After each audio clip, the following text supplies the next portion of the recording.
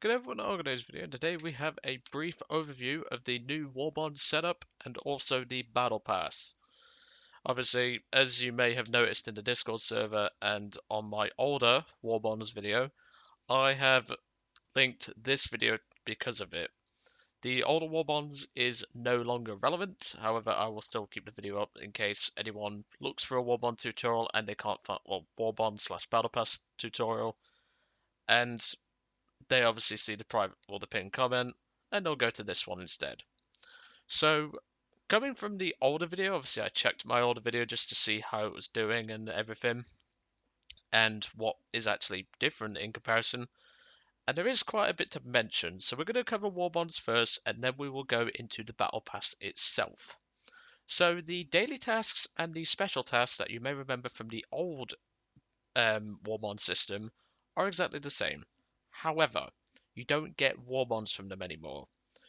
Originally, you used to get 50 Warbonds for your easy task, which would be a rank 2 task, and you would also get, I believe it's 100 for the rank 3 task. Works a little differently now because of the Battle Pass, but we'll go into that shortly. Special tasks still cost Warbonds, however, you still have to do them for your progression. It helps towards the Battle Pass itself. The Battle Pass appears to change every 2 to 3 months from what I've read on the War Thunder website. And obviously, I'm not going to give suggestions for what to use. Obviously, as you can see there, I have a special task for destroy ground and waterborne targets using a bomber, so I'm using my Russian B-25 for that. But otherwise, Warbonds is vastly different to what you remember it as. So let's go take a look at it just to get into some detail. So the Warbonds itself, once you get into the actual shop, is no different. The vehicle box has been changed. The vehicles that you can see, obviously I have a couple of them. I have the T14 and I have the M4 Hybrid. And for anyone that's curious, if you're a long time subscriber of the channel, I'm going for the Avenger, the BV, and possibly the box or the T34.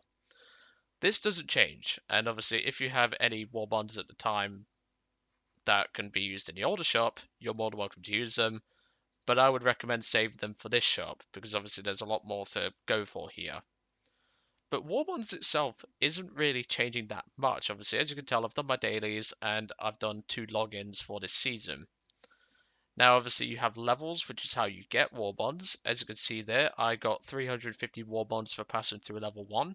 For anyone that's curious, I did not buy the Battle Pass because I am going to be just playing normally. I don't really see the point of buying the Battle Pass because realistically, I'm only going to use one of the vehicles, and that being the Matilda Hedgehog, and I just don't see the worth of spending 2500 GE or 2000 GE on a vehicle that I can just get in the tech tree with no ammo rack sticking at the back, but that's me. So obviously with the Battle Pass being different, it works a lot differently to how to get to Warbonds. As you can tell, once you complete your first level, you get access to shop level 1. That's pretty okay. Now, obviously, I believe you have to grind through it if you're doing obviously free. I believe you have to grind through the levels regardless, even though this is for the premium battle pass. So you'll still have to grind through this, but you will not get the 75% boosted reward. So just bear that in mind. However, you will still get stuff like decals, you'll still get war bonds, you'll still get universal backups if you obviously go down further down the tree, of course. You do get test drives for the Matilda, which would be quite nice to have. And obviously, if you paid for the Battle Pass, you'll get access to the Matilda. But as you can tell, as you go along, there's a lot more boosters, there's a lot more SL and war points and stuff like that, which are obviously SL here. You get new challenges to play, which could help you get further into war bonds and everything.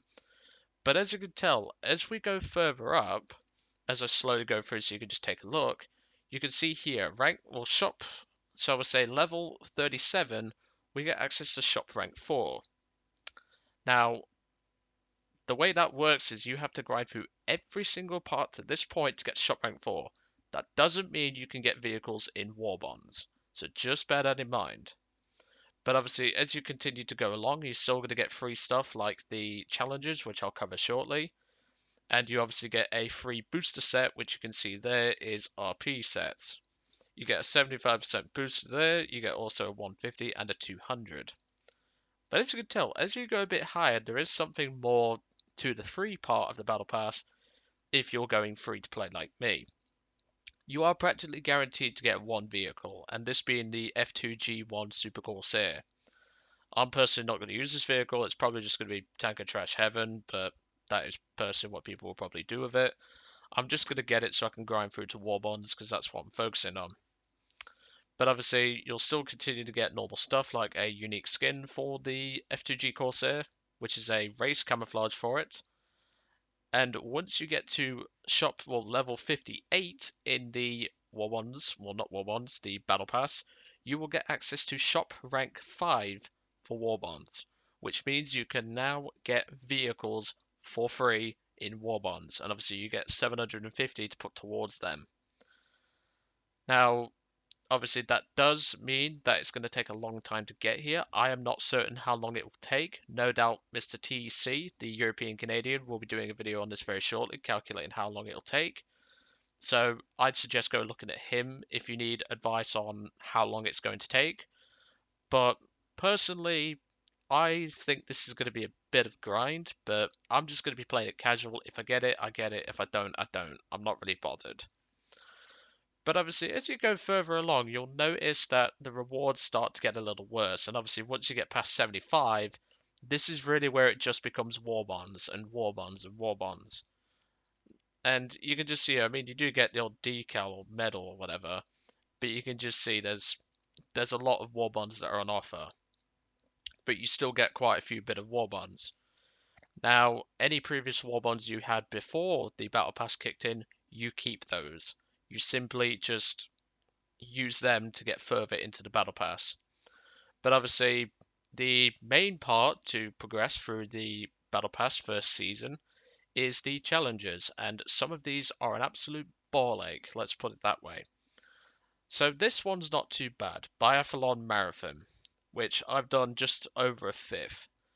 And this requires you to play 2.7 and above, finish, which means you don't have to win, you can lose this, and you have to get 60% of battle activity as long as you kill at least one enemy vehicle.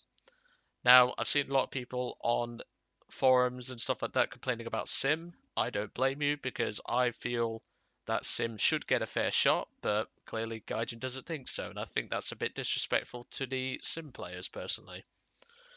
The one that is going to be an absolute ball ache, because trust me, I have some bad bloody teams, is this one 75 wins. And then we also have destroy a specified number of enemy vehicles, which is challenge in honor of Vasily Zaitsev. I think that's how you say it. But as you'll notice, as time goes on, the the actual challenges will start to unlock. Now there are a few that you still unlock through Battle Pass, like a dozen of fives, the Coalition, and challenge in honor of Lafayette G. Paul. But that doesn't mean that you can't do those. You just have to get there first. And once you get all 16 challenges completed, this will give you 45 bonus Battle Pass progress points. So that puts it into brief perspective. Obviously, I don't want to really say I know everything about this. I don't. I don't know the math of how it how long it will take. But personally, I don't know if the Warbonds or the Battle Pass is going to be worth it. I am not the person to ask for that. But looking at the stuff that is on offer, I'd hold your money for the moment. So that's my shout. But anyway, I'm going to let you guys off. I hope you enjoyed today's brief overview of the new Warbonds and the Battle Pass, and I will catch you all on the next one.